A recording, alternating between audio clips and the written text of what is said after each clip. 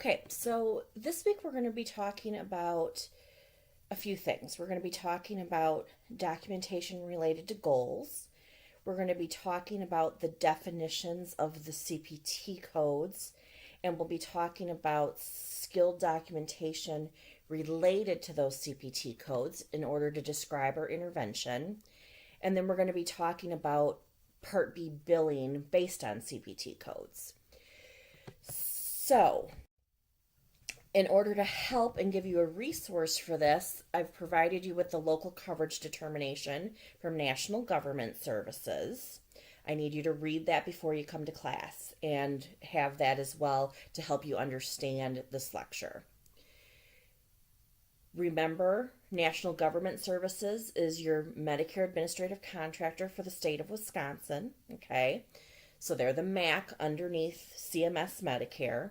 They're the ones that are processing your claims and writing local medical policy, so that local coverage determination. They give you a lot of tips on what they're going to cover, what they're not going to cover, and how to document.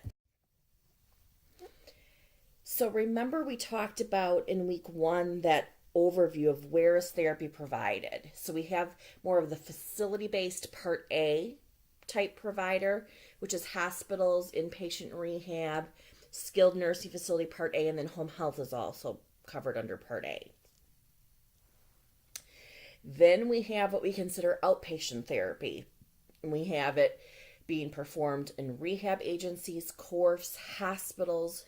Some home health agencies will also do Part B outpatient. We have skilled nursing facilities providing outpatient under Part B to their long-term care residents. And then we have private practice and physician offices. So when we talk about these CPT codes today, what I want you to understand is it's outpatient Part B that typically pays based on CPT codes. But as we talk about the definitions, talk about how to document to support skill, you're going to find it's very consistently, if I'm in the hospital, if I'm working in a nursing home, if I'm doing home health, I still talk in that CPT language. I still describe my therapy services that way. It's just that I'm not being paid based on the dollar amount that's assigned to those CPT codes. So this was just looking at where the revenue comes from, okay, for those providers. And just here as a reminder, it's outpatient that's being paid based on these CPT codes that we're going to talk about today. Okay, just as a reminder as well, that in outpatient for Part B, we do have that requirement for active participation by the PT every 10 treatment days. They have to provide at least one billable service on at least one day of treatment in that 10 treatment days. And then reminder from a supervision perspective for assistance, it's general supervision, meaning the PT does not have to be on site every day. For acute care, home health, inpatient rehab, skilled nursing, rehab agency Part B, and CORF Part B. The therapist does have to be on site every day if you are treating Medicare for private practice, and remember in the physician office, if you're billing under the PT's number, the PT would have to be there when the assistant's providing care. If they've got that arrangement that's called Incident 2, where they're actually billing under the physician's number, remember it can only be the PT doing that. An assistant can't bill under a physician number. Okay. Reminder on the difference between some of our mode of treatment definitions. Okay. Today we're going to concentrate on more of the Part B. And remember, under Part B, there's no such thing as concurrent. That if we see one person with another person, we're billing them at the same time, we're going to be billing under that group code. Okay. So just a reminder, the group code again. Reminder, there's a difference for co-treatment as well. For Medicare Part B, it means that I've got two clinicians from different disciplines. They're working with one resident or patient at a time, and they have to split their time. So each discipline may not count the treatment session in full. The time that has split should add up to what they, spent with the patient together, but you can't exceed the actual total amount of time in the treatment session. So, what is the purpose of documentation? Like I've said before, I know this is not why people go into becoming, a part of the physical therapy team. It's not because you went, oh my gosh, I just want to go in and document. But we have talked about the fact that documentation is important, right?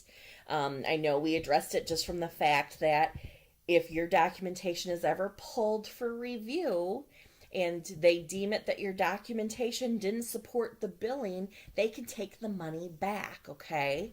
So that would then have an extremely negative impact on where we're working in the revenue cycle. But documentation is more than just that. It's meant to foster continuity of care. It's a communication tool between us as providers, right? So you do a couple sessions, I do a couple sessions. We need to know what one another are doing with this patient and make sure that we are following the plan. Or if I pick up a treatment after you, I'm progressing based on what you had done last time and vice versa.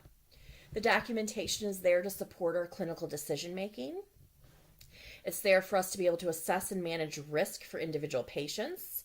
It is there for us to document those skilled services. It's there to support our billing. It may be used as evidence in litigation, and just so you're aware, sometimes that's years later. So all of a sudden you're referring back to something you wrote a couple years ago. You want it to give you enough information to remember what happened. It's used to assess our compliance with regulation, and sometimes it can be used with our quality measures as well in gathering outcome information. So as we put it all together, we've sort of got three stages here, right? The intake, which is being done by the PT, creating that evaluation plan of care, setting initial goal sets.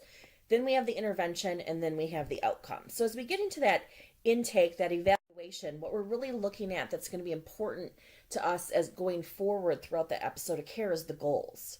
They are there to provide the foundation to which the plan of care is directed. They tie together the objective evaluation findings and prior level of function, okay? They show our focus of treatment.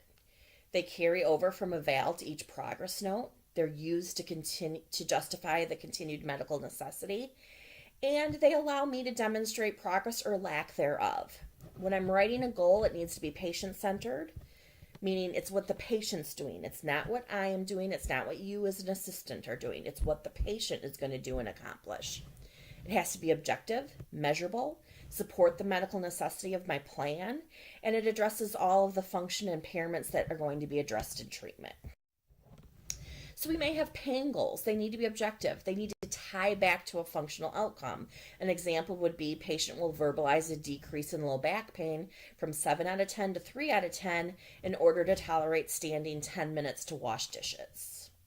So I've got that measurable piece with the actual pain rating. I've also got it tied to a measurable functional component of that standing for 10 minutes. Range of motion goals need to be tied to function, and they need to be objective, okay? So what I've given you here is some standards for range of motion of the upper extremity tied to a functional activity. So, for example, in order to put your hand behind your head to maybe do some grooming hygiene activity, you have to have 10 to 15 degrees of horizontal adduction, 110 to 115 degrees of flexion, and 90 degrees of external rotation at the shoulder. Here's some standards as well for being able to perform functional activities with lower extremity range of motion. So you can see there, in order to go downstairs, you would need 110 degrees of knee flexion. Okay, so just some things that it's nice to have those little cheat sheets once you get out there into the world. Strength goals. So this is what I will tell you from a strength perspective. Patients typically are not in therapy long enough to see an actual true strength change, right? How many visits are we actually spending with that person, and how long does it actually take to see that actual improvement in a strength grade? Okay, so I want you to just think about that when you are looking at goals, potentially working with a therapist on determining some goals with a patient. I'll sometimes see therapists get a little over reliant on this type of goal.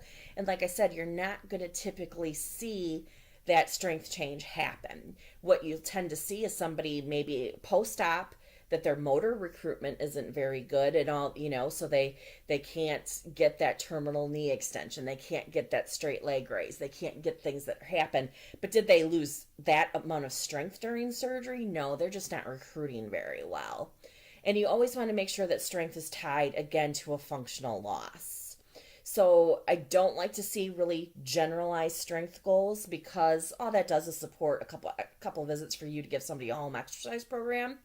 If you would ever have somebody maybe more with a neurological issue, that we are going to see that person longer, we are going to see those increases in strength. Maybe we're looking at increasing left hip abduction strength from 2 to 4 out of 5 to prevent right pelvis drop during right swing, or increasing shoulder flexion from 1 to 3 in order to don an overhead shirt without need for hemiplegic compensatory techniques. So really making sure you tie it to function. Coordination. Some examples here. Patient will demonstrate no overshooting on finger, nose, finger test on 7 out of 10 trials to improve retrieval of items during self-feeding. Patient will demonstrate accurate right foot placement during gait on 15 out of 20 steps in order to decrease fall risk. I always love it when we can use a standardized test. So here would be incorporating a 9-hole peg into the goal. Activity tolerance goals. This is something where I see when I do a lot of chart review that therapists struggle with. Okay. We really need to make it as standardized and as objective as possible. So if you can use a Borg scale, if you can incorporate vital signs, if you can incorporate an actual standardized test like the 2-minute walk or 6-minute walk, so that we can see a true measurement. Versus what I'll see sometimes therapists just want to say, is, oh, the patient now can tolerate 5 minutes of standing, instead of only 2 minutes of standing. But how are they measuring it? How did they measure that they weren't tolerating it at 2 minutes versus 5 minutes? So get those vital signs in there, get a Borg scale in there, get those types of things. Gait goals.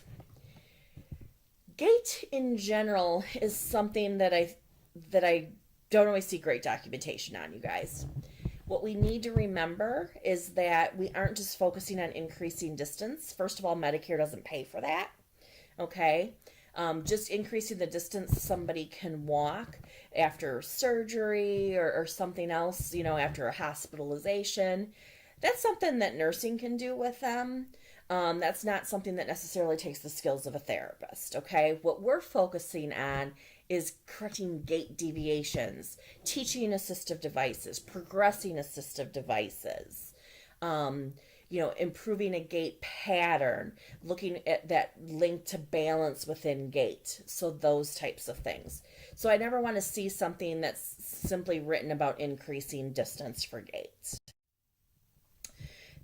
Just again, some resources on your gait cycle review. So what is happening during gait? What's the range of motion? What is the muscle activity? Remembering that a lot of times in gait, it's actually eccentric activity.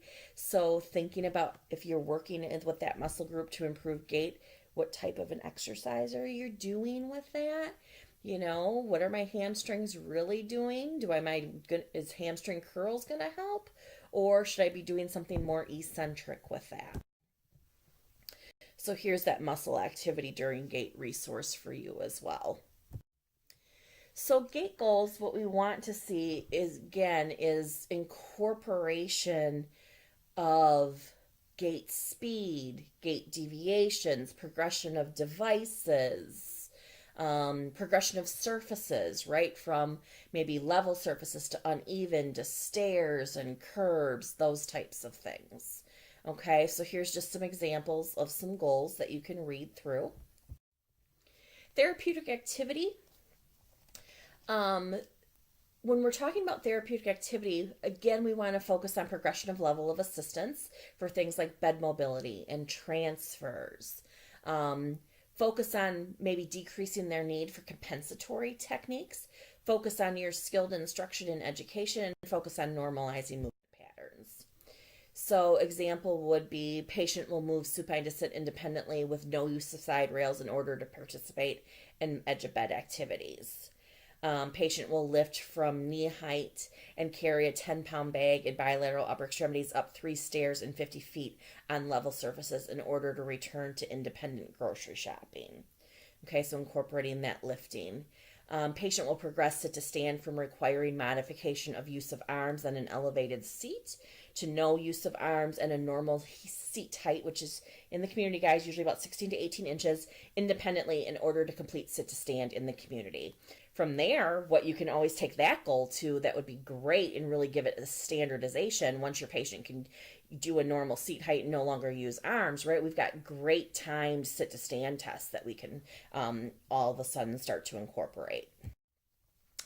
Balance goals, these are really useful in justifying medical necessity for higher level patients.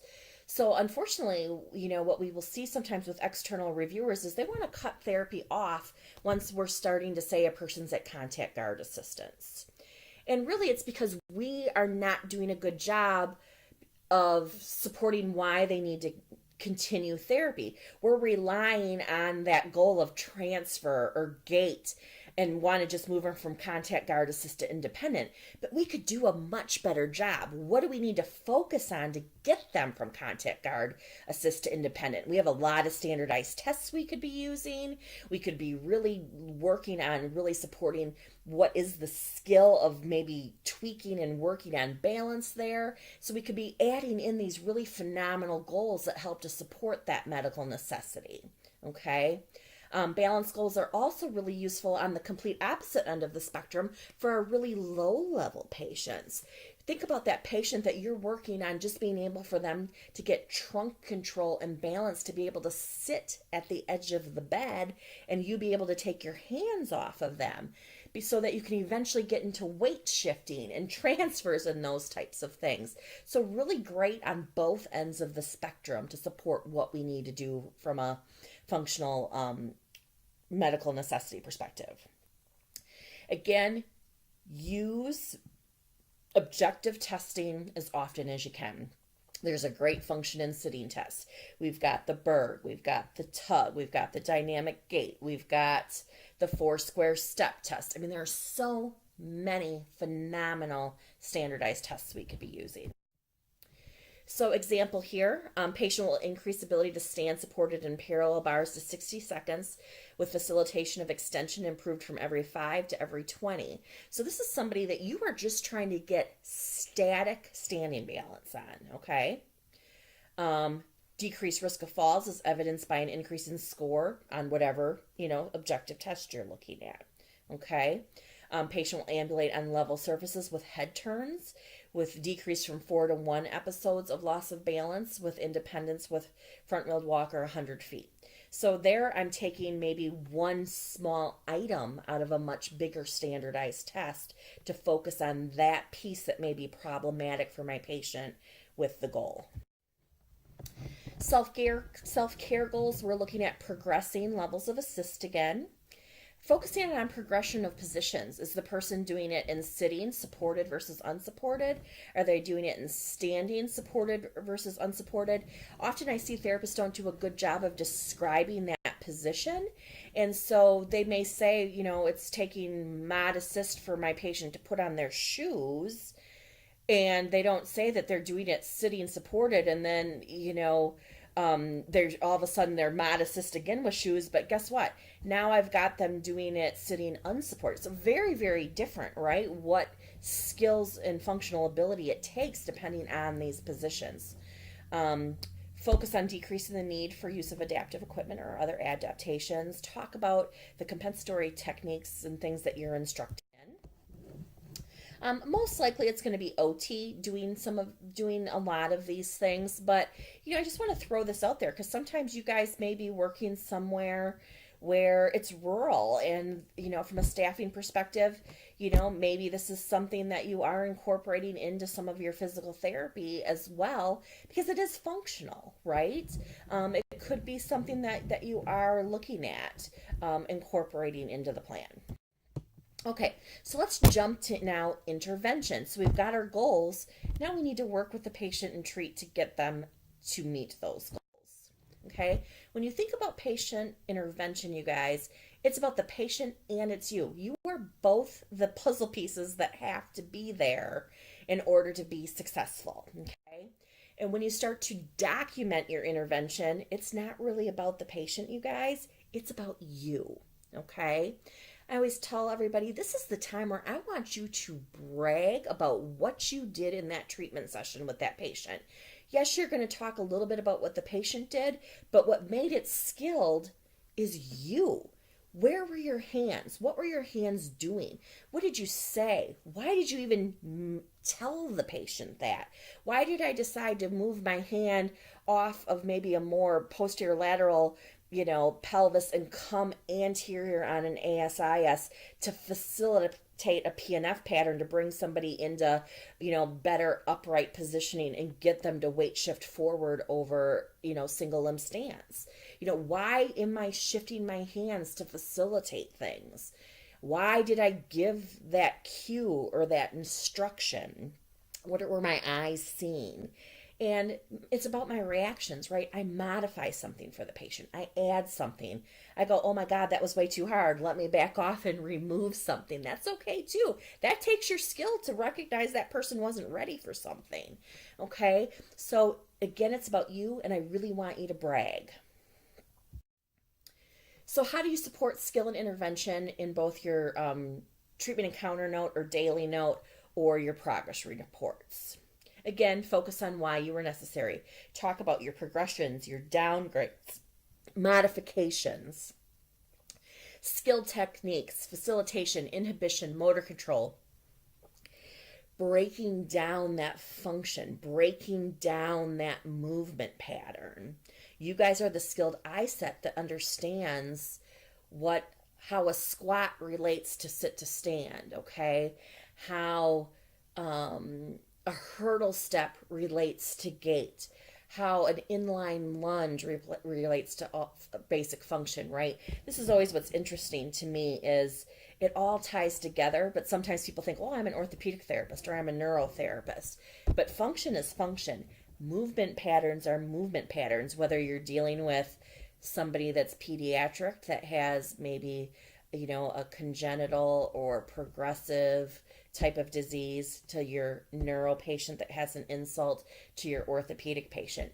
A movement pattern is a movement pattern, and that is where our skill eye comes into play to know how to break that down. Why can't they perform a squat? Is it a range of motion issue? Is it a strength issue? Is it a motor recruitment issue?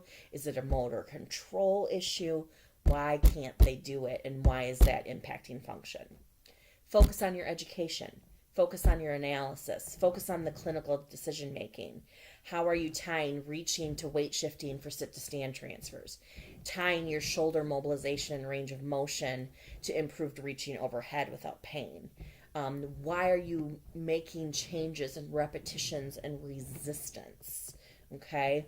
I do caution people on getting too reliant on the use of verbal cues.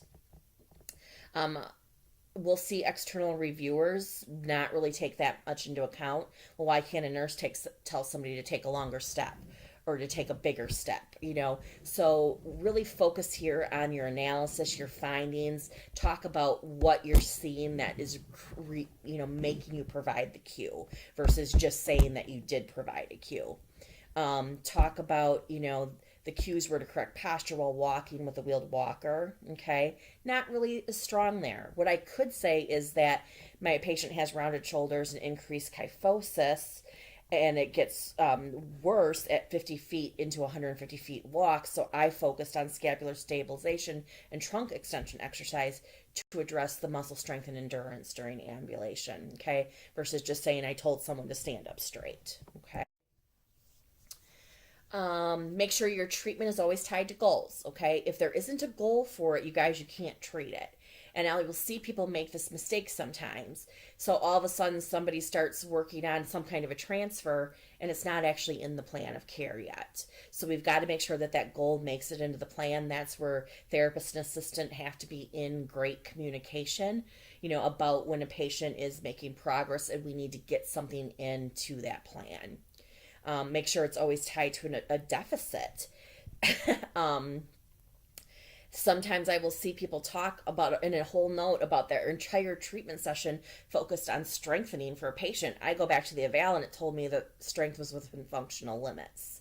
So why am I spending all this time on strength? Is it that really that within functional limits wasn't very accurate and I should have had some decent muscle grades there?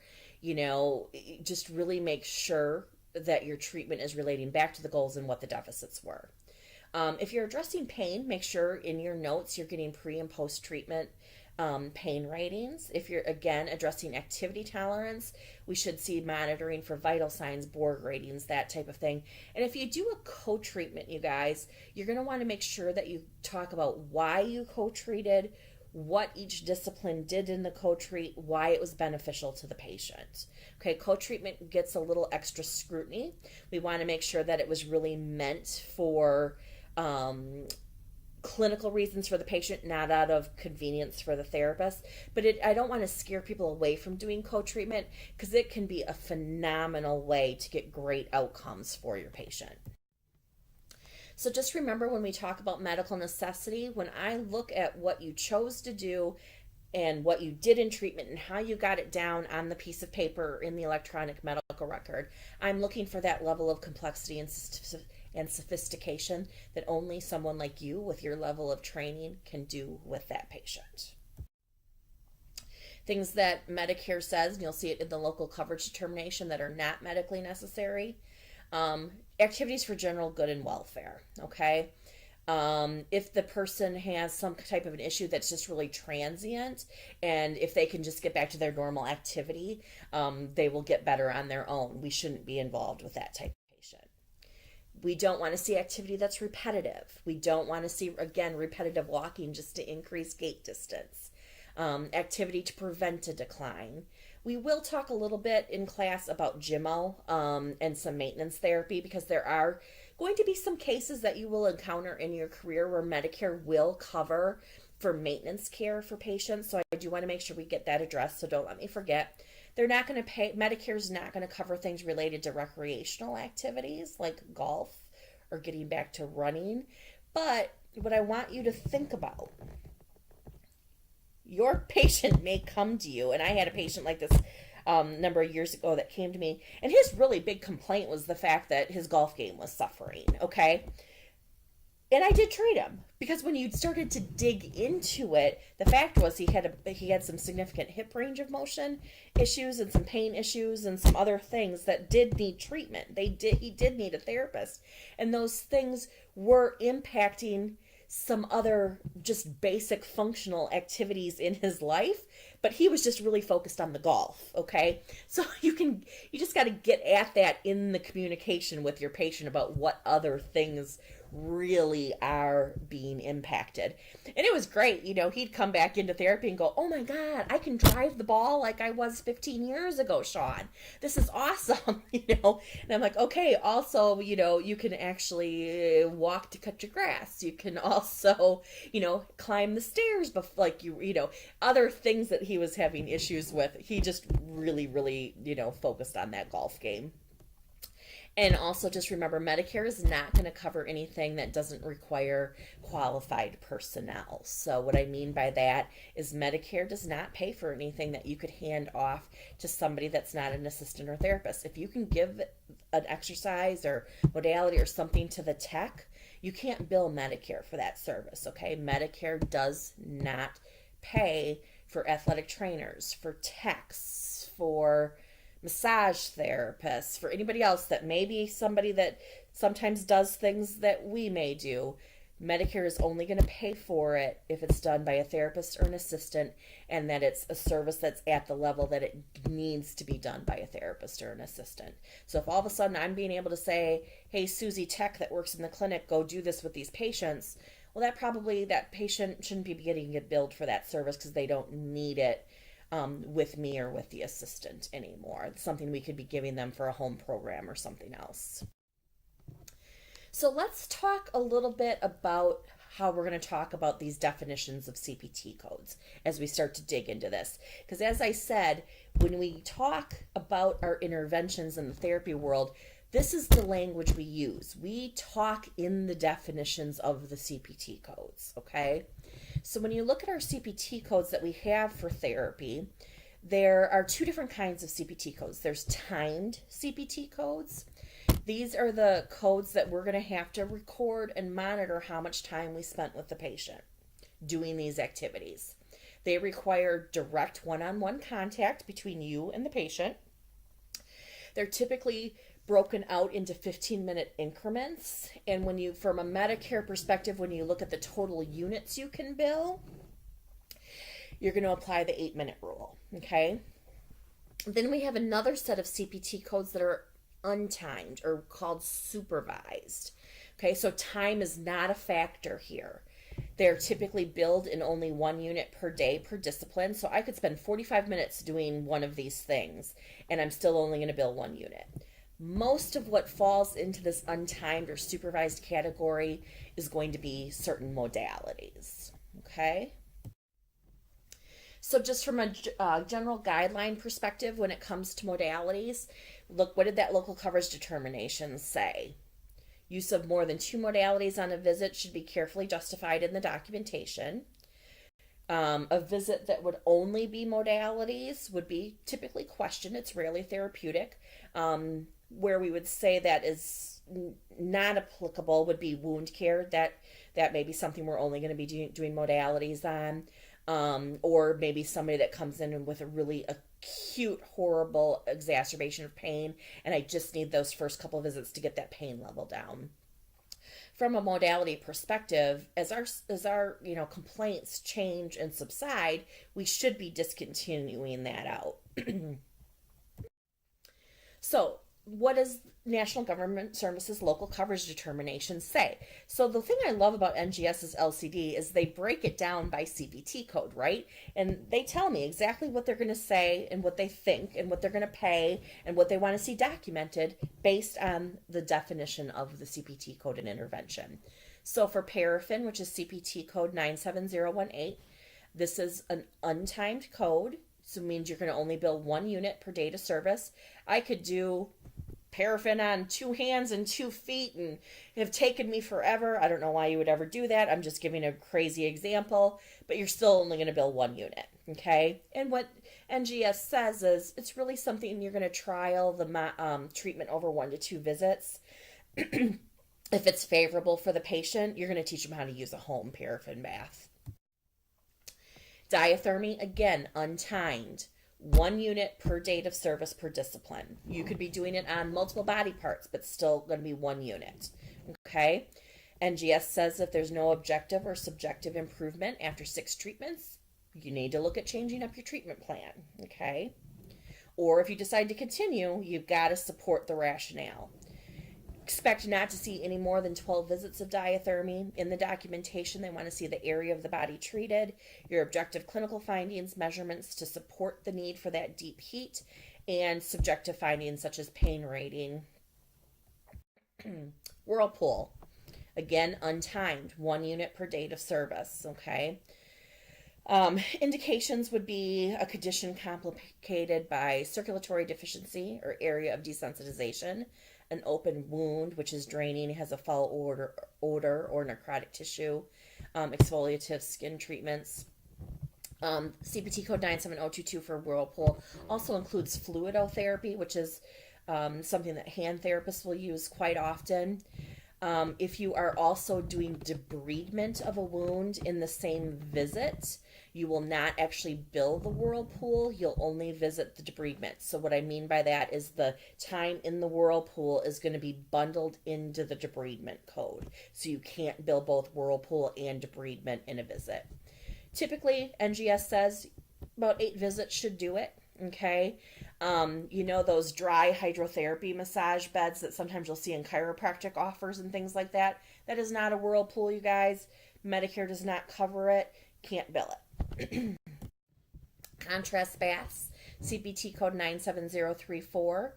This is a timed code. It does require direct one-on-one care between you and the patient. You could be doing one or more areas. The patient has to have complicating factors in order for this to be covered. So circulatory issues, desensitization issues, open wounds, fractures, and they're going to only allow 2 visits for education and being able to do this at home. Electrical stimulation. So we have several different eStim codes, okay? G0283 is the CPT code we use most often to describe the eStim that we do. This is unattended eStim, okay? So it's an untimed or supervised code. It's 1 unit per date of service. I could be doing this on multiple body parts. It could be taking a ton of time, but you're going to be able to bill 1 unit. This is for things like interferential current, Russian stim, TENS units, things like that. I put the electrodes on the patient and I can walk away from that patient. Of course, they're going to have a way to notify me if all of a sudden they're becoming uncomfortable or need me for something, right? Bells, call lights, whatever. But if I walk away, that eStim continues to work and to run, okay? That means it's unattended, okay? I could have a person sitting on eStim and I can be working with another patient, okay? NGS says if there's no objective or subjective improvement after 6 treatments, again, let's relook at that treatment plan, okay? Shouldn't really see more than 12 visits of eStim billed. Documentation talk about the type of eStim, the area of the body, pain ratings, locations of pain, what is the effect on function, okay? If you're instructing somebody in a home unit, okay, now I do have to be there that whole time for the instruction, right? I'm showing them how to do it themselves, setting it up, teaching them parameters. That becomes attended and you'll bill it as 97032. eStim for wounds has its own code, G0281, okay? Remember, we talked last week about the national coverage determination related to this. It has to be a stage 3 or 4 pressure ulcer, arterial ulcer, venous stasis ulcer, or a diabetic ulcer. It has to be chronic, okay? It means it's been present for 30 days. And it's shown no measurable signs of healing, okay, in that 30 days before I could start to do eStim. Diathermy for wounds is G0329, okay? Same parameters as the eStim. Now let's talk about attended eStim. This is CPT code 97032. This is a timed code. This means I have to physically be present one-on-one with the patient throughout that eStim being delivered, okay? So I may be using a probe. I'm doing motor point stim. I'm teaching a TENS unit for them to take home, okay? I have to be there to do all that. I can't walk away and the eStim continues to happen. Now, see that in red. You could not bill Therax 97110, Neuro Re-Ed 97112, Therapeutic Activity 97530, or Gait Training 97116 for the same time period. So what this means is if, let's say, I have stuck eStim onto a patient where I'm trying to get better quad recruitment, VMO recruitment, quad, whatever, okay? I've got a patient maybe that had is coming off of a patella fracture and that quad is just not firing. And so now I'm trying to get that quad to fire and I'm doing therapeutic exercise at the same time, okay? As the clinician, I need to make a decision. What's taking my skill? Is it the eStim and I'm attending to that stim only and the Therax I'm not, right? Because I can't bill 97032 and 97110 for that same time. If I think it's the eStim that's taking my skill, I'm going to bill that time under 032. If I think that it is the actual exercise that's taking my skill, and I may be cueing somebody when the stim kicks in, okay, come on, we're going to get this going. I'm doing some other tapping. I'm doing whatever else to facilitate that muscle with the exercise or the neuro re-ed, whatever I want to call it. I can bill that, and then I can still bill my e-stim, but that's not what was taking my skill. It was sort of an adjunct for me to help me in this treatment. I can put that under the G0283, the unattended, so I can get the credit for the stim and the therapeutic procedure at the same time. Okay? What's not covered for attended e-stim? Again, it's not covered for Bell's palsy, motor function disorders, strokes where there's no potential for restoration of function. And if e-stim is used, it cannot be the only intervention for strengthening in a muscle that has at least a fair strength grade. Ultrasound, timed. You have to physically be there to perform an ultrasound. Okay? If you are doing an ultrasound e-stim combo, you bill it under this code for the ultrasound. There is no coverage for Medicare if you're trying to use ultrasound for wound. Okay, so Medicare is not going to pay for it. Again, they're looking at that 6 treatment threshold. If you don't see improvement, let's take a relook at that treatment plan, and they shouldn't really see more than 12 visits of ultrasound happening. Okay. So remember here, though, I said it's timed. It requires direct one-on-one care. There are some hands-free ultrasound units out there, okay? And so I always caution people whenever there's new equipment that's being, produced, and those vendors are coming in and they want you to buy the equipment, and they're talking about, oh yes, it's going to save you time, it's going to give you better outcomes for your patient. So that hands-free ultrasound, when the vendor started to come around with that and wanted to tell you that you could bill it under this CPT code 97035, actually you can't. If I'm putting a hands-free ultrasound on somebody and I'm walking away from them, I'm no longer meeting the definition of this code. There actually wasn't a CPT code for hands-free ultrasound. So that's when you put it into a generic unlisted modality code, okay? For ultrasound, you want to document, again, the area of body being treated, what were your parameters, any objective clinical findings related, and subjective findings. So now we're going to start to talk outside of the modality realm into our therapeutic procedures. CPT code 97110 is therapeutic exercise. It is a timed code. It requires direct one-on-one contact, okay?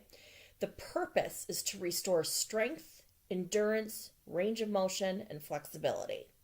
So when you are doing an activity with a patient, if your purpose was to improve strength, endurance, range of motion, or flexibility, it's therapeutic exercise. When you document, you want to document the objective loss of range of motion, strength, flexibility. What is the impact on function? Describe new exercises added or changes made. What is the purpose of the exercise related back to that function? Talk about the assistance needed, physical or verbal to correct alignment, prevent compensation, if you're seeing substitutions, faulty patterns. Make sure you're transitioning to home exercise programs or restorative nursing when it's appropriate. Make sure you're monitoring vital signs if that's required, okay?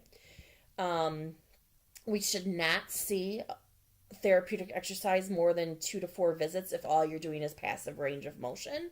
If it's only passive range of motion, we need to be giving that to a caregiver, okay?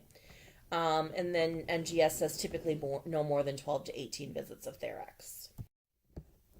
What is not covered according to the National Government Services Local Coverage Determination? Supervision of a previously taught exercise program. So if the patient can do it, they don't need you. You can't be billing for them to keep doing it, okay? Same concept. If they can perform the exercise independently without your direct contact.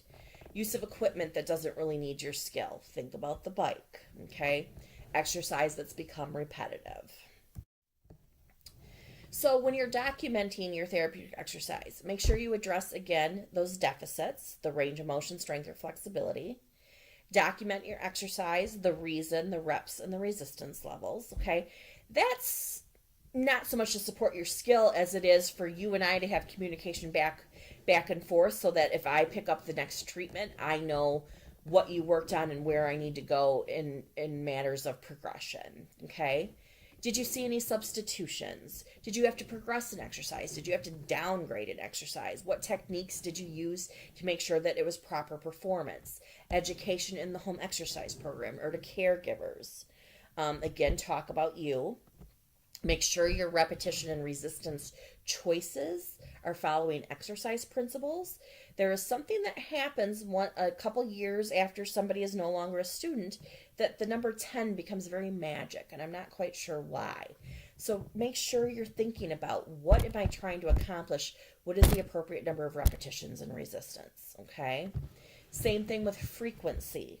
How often are you doing these exercises? Are you giving the appropriate, amount of time in between sessions, depending on what your, repetition and focus is? And are you assessing response and tolerance? Okay. So, first two things here, not so great. If I just am putting in my documentation, lower extremity progressive resistive exercises or bike for 20 minutes, that really doesn't support that it was skilled, right? Why did I need to be part of that? What is making this so complex that I think that I should be able to bill this to an insurance company? We'd rather see things like the patient performed an individualized exercise program. We emphasize maybe sideline hip abduction with some manual resistance into hip extension, okay, so that we could decrease the hip flexor substitution pattern. Again, individualized program, verbal and manual cueing during right shoulder flexion and abduction to correct shoulder elevation and a hiking substitution. Things here demonstrates frontal plane instability due to weak hip abductors. We did repeated sit to stand with TheraBand at mid-thigh to facilitate use of hip abductors, followed by repeated opposite leg stepping for functional single leg stance retraining, fatigued after 20 seconds. Okay. Here again, just talking more contract, relax. You see the words facilitation in there. Why am I doing something? I'm trying to improve hip extension, range of motion, and terminal stance, and improve step length. Neuro re-ed, CPT code 97112, probably one of my favorite things to do in treatment as well as to bill. Neuro re-ed is looking at balance, coordination, kinesthetic sense, posture, proprioception, okay? PNF. I mean, this is stuff you can use on your ortho patients, your neuro patients. I mean, it's just, there's such phenomenal treatment options for your people. Think about those spine care patients that cannot stabilize to save their life, right? I'm doing neuro re-ed. I'm trying to get motor control again. Trying to get that transverse abdominis to kick in and stabilize during all functional activity, or those deep neck flexors on my cervical patients. So direct one-on-one care, it's timed, 12 to 18 visits per NGS. You want to document the objective loss of ADLs, mobility, balance, coordination, all those things that are why I even need to go here. Look at your specific activities, including progression. What is the purpose related to function, and what is the assistance needed? This is something, that we're going to look at with falls. If you're seeing a patient on your caseload related to falls, we've got to, NGS says we have to really document many different pieces of information related to the fall. When did it happen? Were they hospitalized? Was there a reason? Can you get down to root cause with the patient? What's their prior level of function? Are they falling frequently? What's their cognitive status? Any prior therapy intervention? Functional loss. Standardized balance assessments that can help support the need. Lower extremity range of motion, manual muscle tests, patient caregiver training, and carryover of therapy techniques. So when we get to where we are going to start to document, you want to talk about what you're doing to address those deficits. Talk about the specific techniques you're using, PNF, NDT, BOBATH. If they're having loss of balance, which direction? How much assistance to recover? Are you progressing reaching heights, progressing support, progressing surfaces? Are you doing something on a firm surface? Are you doing something on soft surfaces? Are you doing it on uneven? Are you doing it on foam? Objective balance test scores, use of biofeedback, and again, looking at faulty movement patterns, motor control issues. So documenting things like patient demonstrates a lack of pelvic forward rotation, which is decreasing their step length and ability to achieve stability in single limb stance. You're using PNF pelvic facilitation techniques. Inside line followed by movement pattern retraining standing in the parallel bars. Facilitating transition of center of gravity during sit to stand. Challenging ability to maintain balance with decreased reliance on visual input. Challenging balance with a narrowing base of support. How many inches? Be objective. Challenging balance during single limb stance to increase stability during gait, stairs, and lower body dressing. Maybe progressing to foam, okay, so that you're actually decreasing their reliance on their somatosensory input for balance. Challenging with dynamic reaching activity. Again, talk about the distance of the reach, the height of the reach, okay. I was in a clinic one time, and they were treating a woman who had had a fall, and I'm watching this therapist, and she was doing this, I guess, reaching activity. Remember, I said sometimes whenever I'm in the clinic, I feel the need to intervene.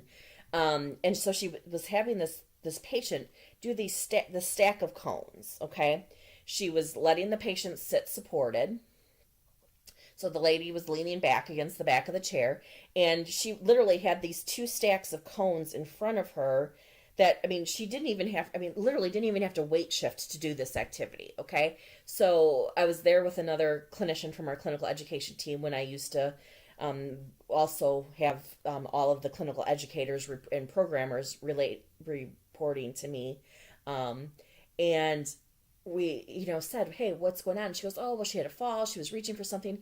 And I mean, we were like, well, you're not even challenging this woman to move out of her cone of stability. I mean, it was just crazy. So we actually ended up taking over the treatment and showing this therapist, and we had this woman doing PNF pattern reaching and really moving outside of her stability zone. We're like, what she was doing was not going to improve this woman and was not going to decrease her risk of fall. Facilitate alternating anticipatory and reactive postural adjustments with dynamic center of gravity and or base of support. So I will sometimes see therapists just write in their notes that they did a throwing activity or they did a kicking activity. Well, why is that skilled? What were you actually doing, right? It's anticipatory and reactive postural adjustments. So you're doing something really, really important.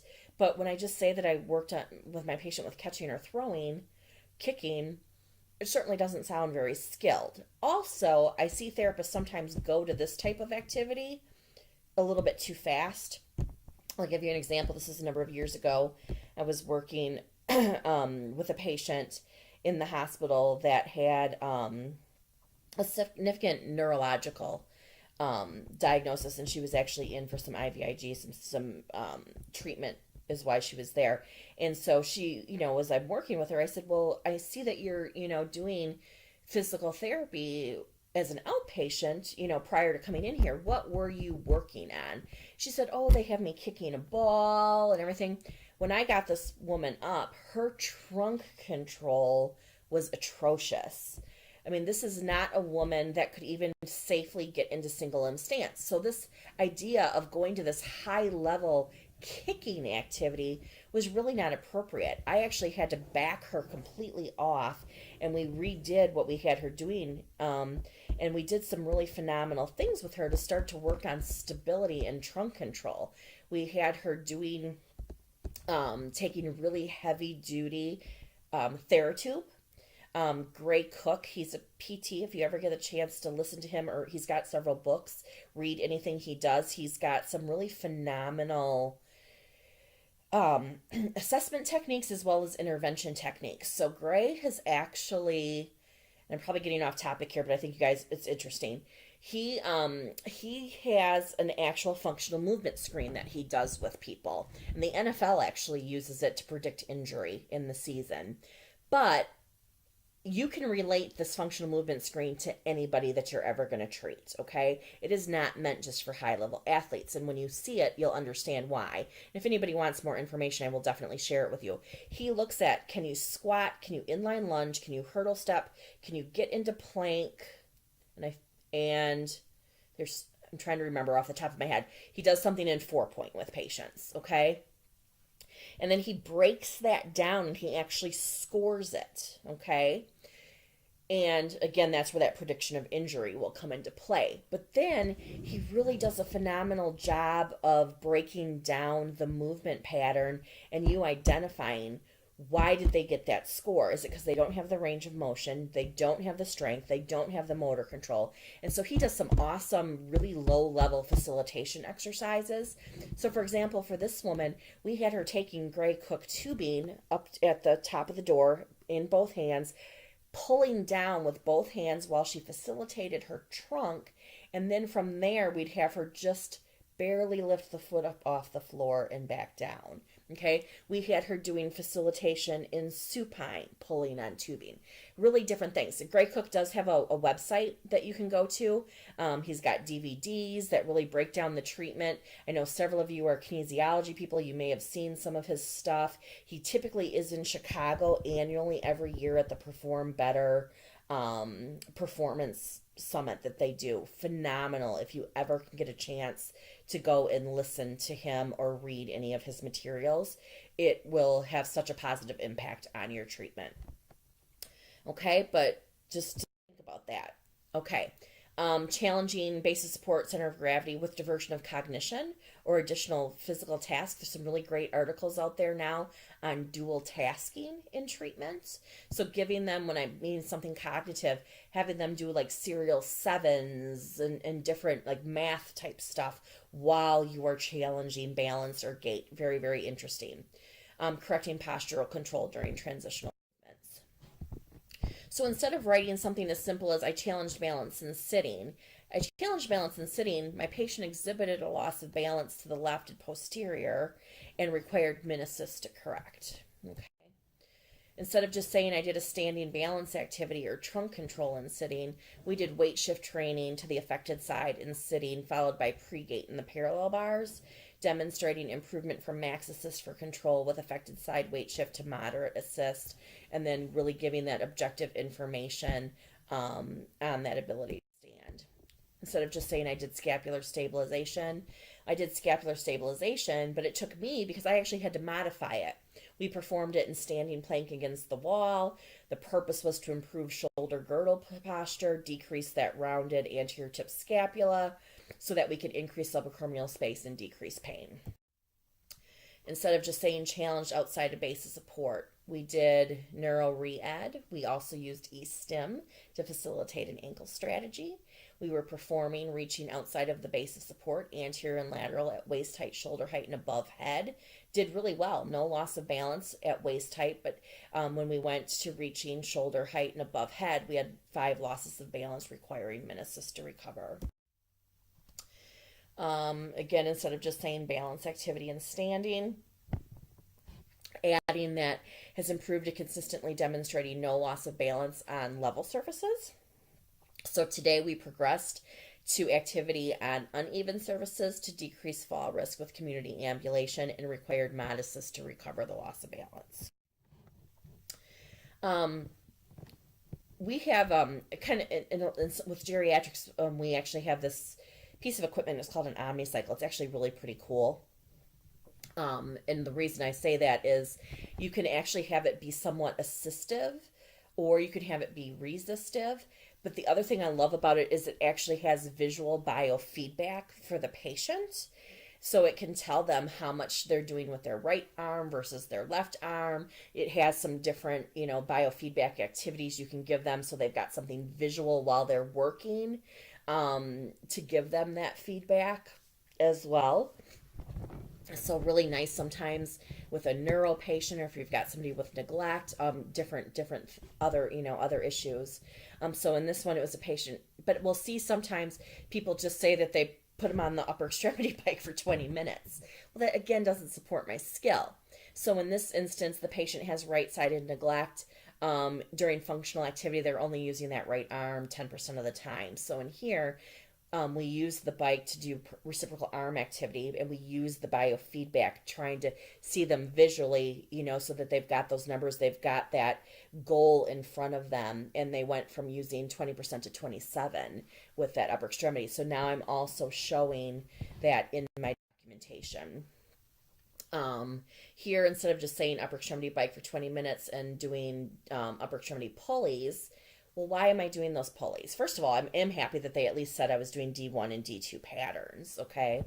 But I'm looking at somebody with a really bad upper cross posture, okay? And they can maintain it now statically. We've been working on deep neck flexors, we've been working on shoulders, getting scapula back where they belong, getting that head back over the body, and they can maintain it statically. But that's not real life, right? I need to be functional.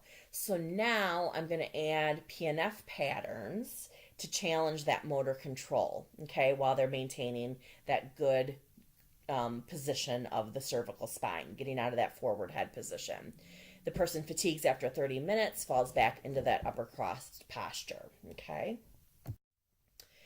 Um, Again, instead of just saying perform lumbar stabilization exercise, this is something where I see sometimes therapists try to progress people a little bit too quickly. They think, oh, in order to show, that this person's making progress, every time they come in, I have to give them a harder exercise. Well, you can't give them something that's more difficult until they can master what they're already working on, right? So stabilization is something where I sometimes see that unfortunately happen. So again, you're looking at getting them to maintain that neutral spine. And now they can do something with a short lever arm. So I've got them more in hook line, knee is bent, okay, short lever arm. They're doing great. When I attempt to upgrade that, okay, and increase that lever arm, doing something more straight leg, they needed manual cueing. I'm now getting them to use that breathing pattern, right? So on the exhale, they're getting transverse. At the same time, they're pulling pelvic floor to prevent the loss of that neutral spine. Okay, and this is still a really low level exercise, right? I've still got them on their back. This is not functional yet. Eventually, I need to get them upright doing that stabilization. Let's move on to gait training, CPT code 97116. This is direct one-on-one care. It is timed, okay? According to NGS's LCD, it should be 12 to 18 visits over a 4 to 6 week period. The need for it is supported by objective measures related to balance, gait distance, amount of assistance, the assistive device you're using, any use of orthotics or prosthetics, and the gait deviations, any complicating factors, and what, again, are those training techniques. NGS LCD says it is not covered to just do repetitive walk strengthening to increase endurance or distance, okay? Gait training is not covered if walking ability is not expected to improve. And they do caution you with intelligent gait as well. If that's the only thing that person's got going on, is it really requiring actual gait training? When you're documenting gait training, again, it's not about distance, okay? So I want to know, what is the assist level?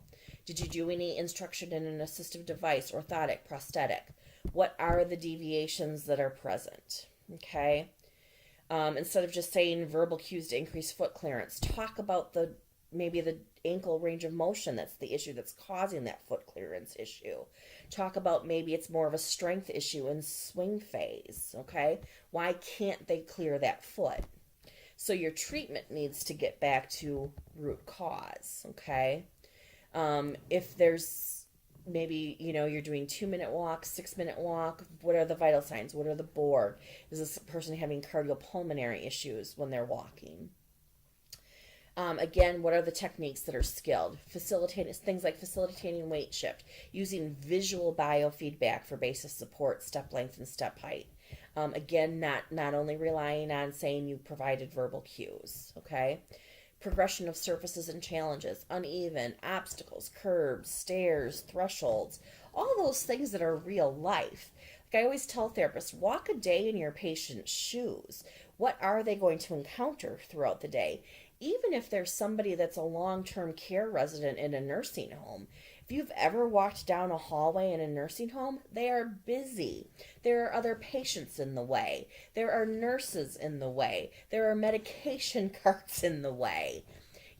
So if all you're doing is walking with your patient and gait training them in a straight line, it's not real life, okay? These people are going to need to be able to do well with obstacles and then even just thresholds in and out of the building. A lot of these places have gorgeous courtyards, inpatient rehab as well, that they can go outside and sit in the gardens and have outdoor activities. Can they get themselves safely through that doorway and out over that threshold. Standardized testing, okay? So what's not so great? Simply writing gait training to normalize the pattern. Well, what's wrong with the pattern? Simply saying ambulated 50 feet with a wheeled walker with min assist. Okay. You can give me that to give me status, but that's not going to tell me what you did that was skilled. So writing something more about gait training to normalize pattern with a focus on weight acceptance in the right single limb stance. Ambulated 150 feet with min assist with rolling walker with 5 episodes of right knee buckling, requiring mod assist to maintain upright and prevent fall. Facilitation of weight shift over right leg in single limb stance to increase the weight acceptance and decrease the knee flexion moment. Blocking of right knee. Orthotist contacted the state to schedule an appointment for assessment of potential splint. Here focusing on right foot clearance and swing, moderate manual cues to control right lower extremity and swing fees of gait, and then why they're a fall risk.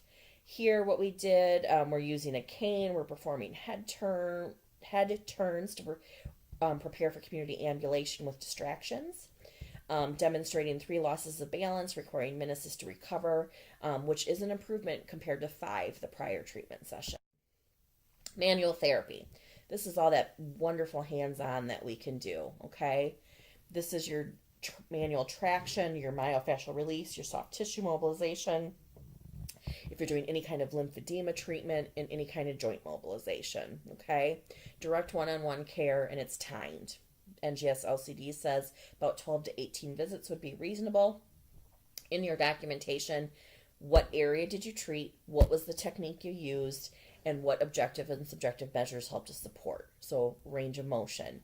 Did you take range of motion before you did the manual therapy and then again after? What are you feeling from an end feel perspective? What was pain before and after? Okay, and what's the effect on function? CPT code 97530 is therapeutic activity. Again, it's direct one-on-one care. It is timed. When you think of this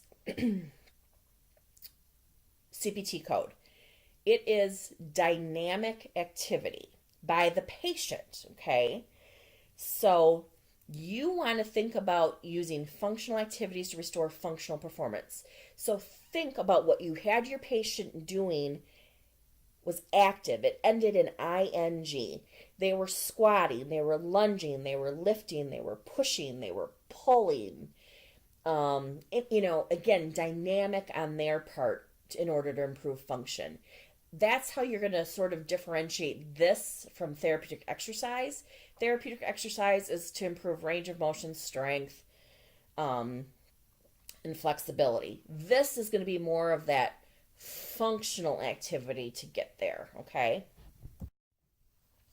Again, looking at, also think about rolling, transferring, that type of thing. Assist level progression, instruction again in compensatory strategies, looking for faulty movement patterns, facilitating weight shift, instructing in body mechanics and precautions, doing any inhibition of tone. That could also go under neuro rehab, assisting with eccentric control, progression of transfer or bed mobility services, progression of reaching, lifting, carrying heights. Patient performs sit to stand with min assist and verbal cues for hand placement. It's okay.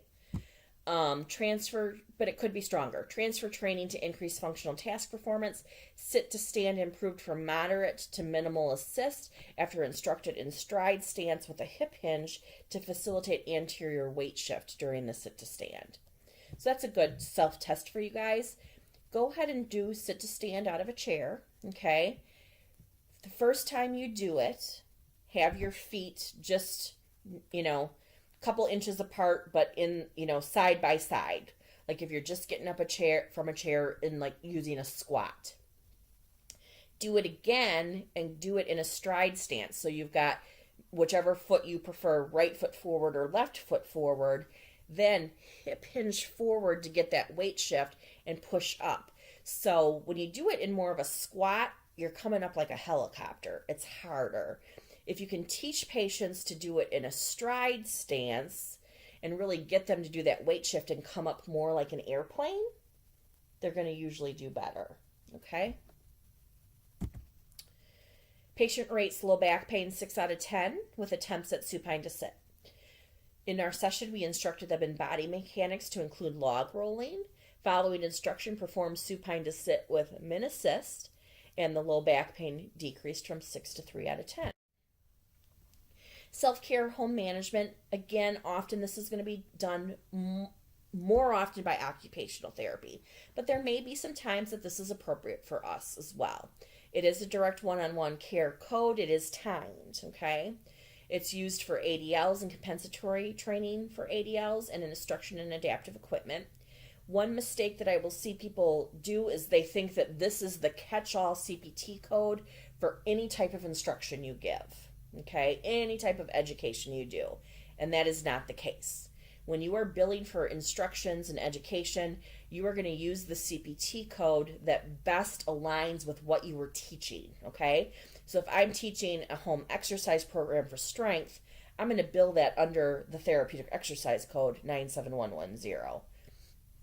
If I am doing education in gait training with crutches, I'm going to bill that as 97116 gait training, okay? For here, it's important to demonstrate that the skills of the therapist are needed and that the patient is not merely practicing techniques that they've already been taught, okay? So you want objective measures of the ADL or IADL impairment and the specific skilled care provided. So documenting progression of the level of assist, instruction in the equipment, instruction in compensatory strategies, the carryover, and again, like I said, a lot of times it's that progression of the position. Can they do it sitting supported? Can they now progress to unsupported? Can they now, progress to that they could do some of these ADLs and standing again, which was their prior level. Performed grooming hygiene with mod assist. Not great, right? Tells me where the patient's at, but what was skilled in the treatment session? Here we initiated instruction in adaptive equipment for lower body dressing while following their posterior hip precautions. Demonstrates ability to maintain reacher grip while attempting to retrieve object from floor on 7 out of 10 attempts due to decreased grip strength. Progressing from independent bathing at sink and supported, sitting to min assist with seat unsupported in shower on the tub bench. Okay, and we did instruction in use of a handheld shower. Again, OT probably more so. Okay, wheelchair management. This is a timed code. Okay, direct one-on-one contact. NGS says this is typically going to be 3 to 4 visits. Okay, this is not billed when all that's happening is an assessment for a non-specialized wheelchair or a cushion or a lap board, okay? There's nothing complicated about that. There's nothing that requires my assessment skills for that kind of a seating system. This is for when you are doing specialized seating, specialized, positioning in the chair. Maybe they are needing specialized cushions. You're doing cutouts. This really is a specialized treatment, okay? And you are not going to bill ongoing visits just to increase their sitting time in the new wheelchair, all right? So there needs to be documentation that there's a recent event that made it necessary for us to even do a wheelchair assessment. Include any results from previous assessments, what's their most previous functional level, what interventions have been tried that have failed, are they having deficits related to the poor seating or positioning. That could be things like now with the poor seating or positioning, they're no longer able to manipulate and move the wheelchair. It could be that it's impacting their ability maybe to do self-feeding, other activities that they need to be able to reach and do things out of the chair. You want those objective assessments and then response to the and training. Wound debridement. We have multiple possible codes for wound debridement. Okay. The first two, 97597 and 97598. Okay, those are conservative sharp debridement, or so use of a tweezers, use of a scalpel, use of a scissors, or use of a high pressure water jet lavage. Okay, so it's selective debridement. These two codes you can see don't fall into any of the categories we've talked about. It's not timed and it's not untimed. These codes depend on the surface area of the wound, okay? So if the wound that I am debriding is 20 square centimeters or less, I'm going to use 97597.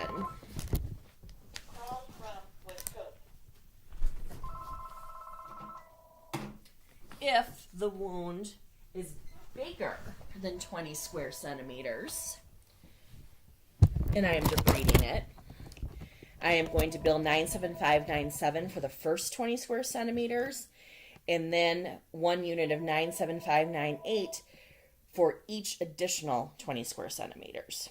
Okay? There is also CPT code 97602, which is non-selective debridement. This would be using enzymatic or chemicals, wet to moist dressings, blunt debridement. Medicare actually does not pay for therapy to do non-selective debridement. This is something that nursing can be handling. Let's see. In your documentation, we want detailed description of what you did. Was it a scalpel? Was it scissors? What type of debridement did you do? You need to have the wound measurements to support the code, okay? And always a description of the appearance of the wound. Again, not timed, not untimed. This is, going to happen in a session, and it's based on the size. Remember I said earlier, whirlpool is bundled in, so if you do a whirlpool followed by debridement, you're not going to bill the whirlpool separately, okay? Let's see. These are not billed for a simple dressing change, okay? It does have to be that selective wound debridement. And let's go through some examples. So if I have a wound that's 6 square centimeters and it has debridement, we're going to code that as 97597 because it's less than 20 square centimeters, okay? In this example, I've got 2 wounds and my total surface area is 15 square centimeters. So that's still less than, 20. So I'm going to code 97597 for the debridement. In this example, the total surface area for my wounds is 25 square centimeters. So I'm going to bill 1 unit of 97597 and then 1 unit of 97598. The 97597 accounts for the first 20 and the 97598 the additional 5 square centimeters. And final example, wound surface area is 56 square centimeters. I'm going to bill 1 unit of 97597 for the first 20 square centimeters, a unit of 97598 for the second 20 square centimeters, and then a second unit of 97598 for the additional 16 square centimeters. Orthotic codes. These codes actually went through a definition change on January 1st of 2018. 97760 is orthotic management and trading. It includes the assessment and fitting when not otherwise reported of an orthotic, and this code is used for the initial counter, and it is timed in 15-minute increments. Okay? It's important to recognize that this is for an actual orthotic. There are some things that we may recommend for patients, positioning devices, very simple things like carrots or like multipotus splints on the lower extremity to float somebody's heel in bed.